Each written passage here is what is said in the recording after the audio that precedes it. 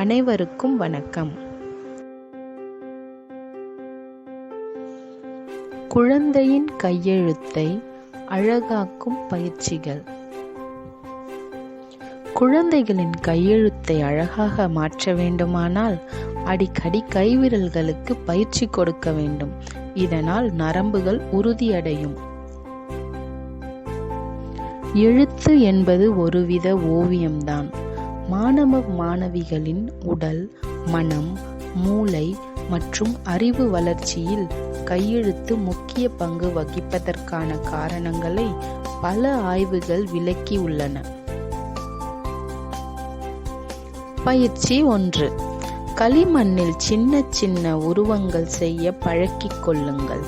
இதனால் கைகள், தசைகள், கண்கள் என்று ஒரே நேரத்தில் பயிற்சி கிடைப்பதுடன் மாணவர்களின் மனமும் ஒருங்கிணைந்து செயல்பட முடியும்.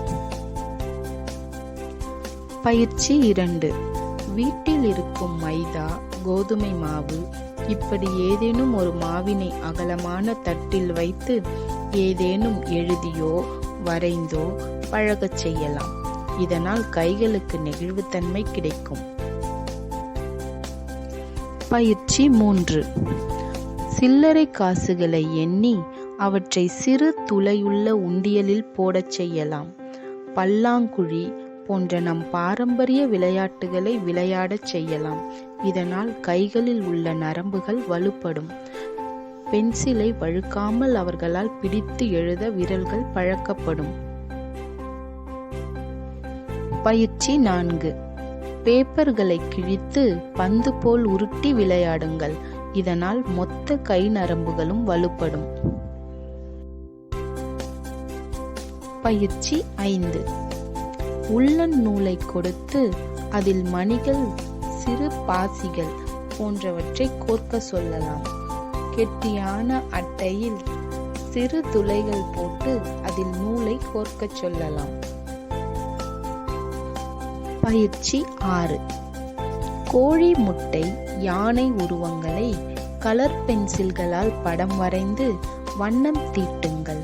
இப்படி செய்வதின் மூலம் அவர்களால் எழுத்துக்களை சீராக எழுத முடியும். பயிற்சி 7. முதலில் ஆள்காட்டி விரலால் மணல் மீது எழுதுவது சுலபமானது.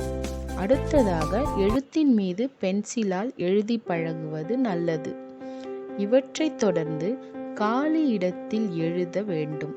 இந்த 3 பயிற்சிகளுக்கு பிறகு அவர்கள் கையெழுத்து அழகாக மாறும்.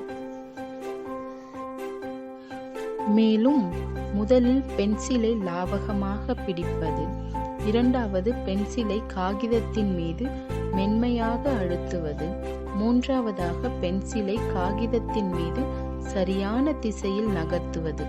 இந்த 3 விஷயங்களையும் மாணவர்கள் பயிற்சி செய்தால் முறையாக எழுத கற்றுக்கொள்வார்கள். இதைத் தொடர்ந்து அன்றாட எழுத்து வேலைகளின் மூலம் அவர்கள் கையெழுத்து படிப்படியாக முன்னேற்றம் அடையும். அனைவருக்கும் நன்றி.